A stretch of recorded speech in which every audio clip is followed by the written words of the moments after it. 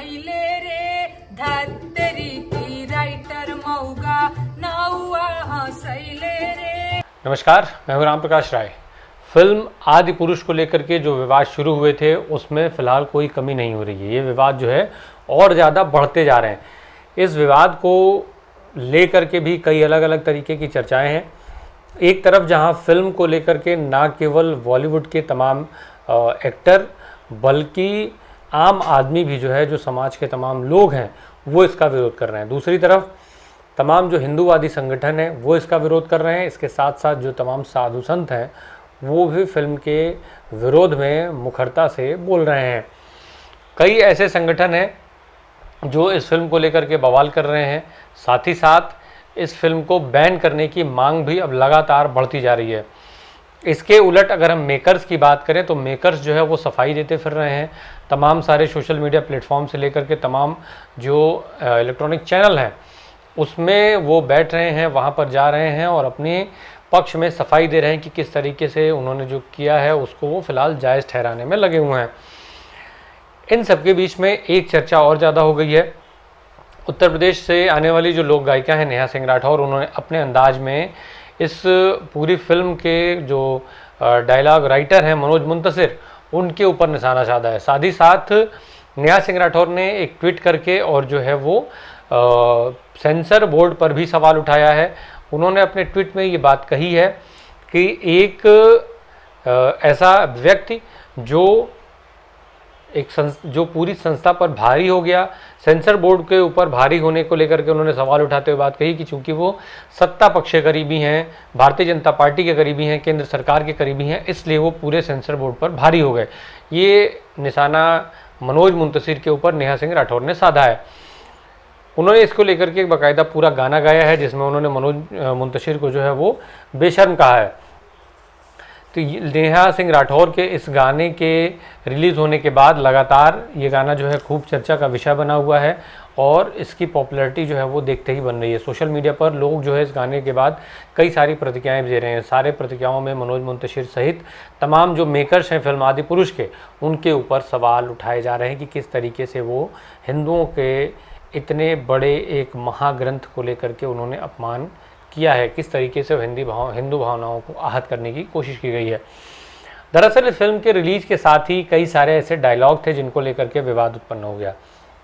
इसमें कई सारे ऐसे डायलॉग का इस्तेमाल हुआ है जिनकी भाषा पर आपत्ति जताई गई है, उनके डायलॉग पर आपत्ति जताई गई है। जैसे उसमें हनुमान के द्वारा ये डायलॉग है कि लंका लगा दूंगा। इसके अलावा रावण का जो कैरेक्टर है उसके द्वारा डायलॉग बोला गया है कि तेरे पास कोई काम धंधा नहीं है। वहीं इसके अलावा इंद्रजीत की तरफ से एक बयान दिया जाता है कि मेरे एक सपोले ने तुम्हारे इस शेष नाग को लंबा कर दिया, अभी तो पूरा पिटारा भरा पड़ा है। तो इस तरीके के कई सारे डायलॉग इस फिल्म में उपयोग में आए हैं। इन डायलॉग्स की जो भाषा है वो रामायण जैसे ग्रंथ के साथ मजाक के तौर पर देखा जा रहा है, उसके अपमान के तौर पर देखा जा रहा है। वहीं फिल्म के जो मेकर्स हैं वो इसको लेकर के सफाई दे रहे हैं। खुद इनके जो डायलॉग राइटर हैं मनोज मुंतशिर शुक्ला, उन्होंने ट्विटर पर रविवार को एक लंबा लेख लिखा था जिसमें उन्होंने हालांकि उस पूरे लेख को अगर पढ़ा जाए तो कहीं भी उसमें मनोज मुंतशिर ने अपनी गलती नहीं मानी, बल्कि वो खुद को एक विक्टिम की तरीके से दिखाने की कोशिश कर रहे हैं।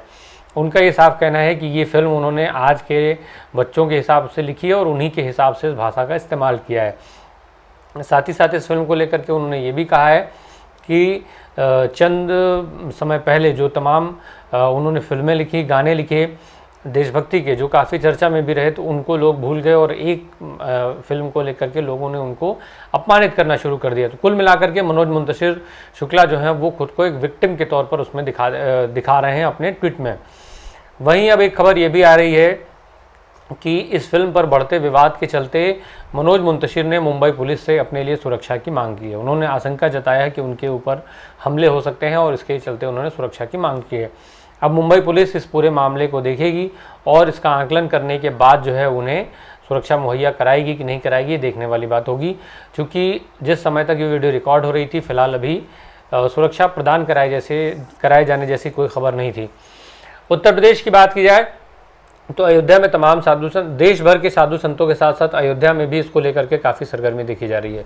अयोध्या में भारतीय जनता पार्टी के ऊपर भी निशाना साधा जा रहा है कि आखिर भाजपा की सरकार में इस तरीके की चीज़ें हो कैसे रही हैं। सेंसर बोर्ड ने इस फिल्म को पास कैसे किया, इसको लेकर के सवाल उठाए जा रहे हैं। साथ ही साथ फिल्म को बैन करने की मांग लगातार हो रही है। चूँकि उत्तर प्रदेश में पूर्व मुख्यमंत्री अखिलेश यादव ने भी इस पर निशाना साधा। उन्होंने साथ ही साथ ये भी कह दिया कि चूँकि मनोज मुंतशिर सत्ता के करीबी हैं और साथ ही साथ वो भारतीय जनता पार्टी सरकार के पैसे पर इस तरीके का एजेंडा चलाने का उन्होंने आरोप लगाया है। मनोज मुंतशिर की इस आलोचनाओं के बीच में उनकी प्रधानमंत्री नरेंद्र मोदी के साथ एक तस्वीर भी सोशल मीडिया पर वायरल होना शुरू हो गई है, जिसको लेकर के भी तमाम सारी बातें कही जा रही हैं, तमाम सारी चर्चाएँ हो रही हैं कि किस तरीके से मनोज मुंतशिर सत्ता और भाजपा के करीबी होने के चलते इस तरीके की चीज़ों को, एजेंडा फिल्मों को लिख रहे हैं।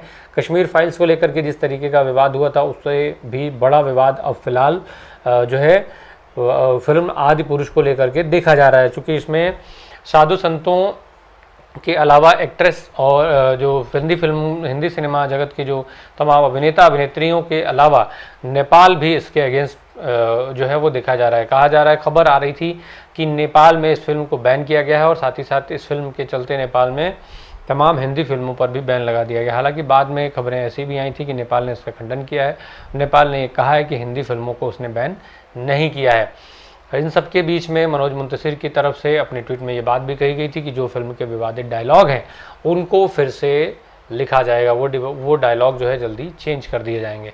बहरहाल अब जो है लगातार सोशल मीडिया पर इस फिल्म को बैन करने की मांग हो रही है, इस फिल्म को ना देखे जाने की अपील भी हो रही है। देखना ये होगा कि सरकार जो है क्या कदम उठा पाती है। और साथ ही साथ सेंसर बोर्ड पर जो सवाल उठ रहे हैं, ये एक बड़ा सवाल है। कई फिल्मों पर विवाद होता है और आखिर विवाद जो है वो फिल्में रिलीज़ करने होने के बाद क्यों होते हैं, सेंसर बोर्ड रिलीज़ होने के पहले आखिर क्या कर रहा होता है, ये सब सवाल जो है निश्चित तौर पर लोगों के जहन में आते रहते हैं और कई बार कई फिल्मों के विवाद के बाद ऐसे सवाल उठते हुए देखे भी गए हैं।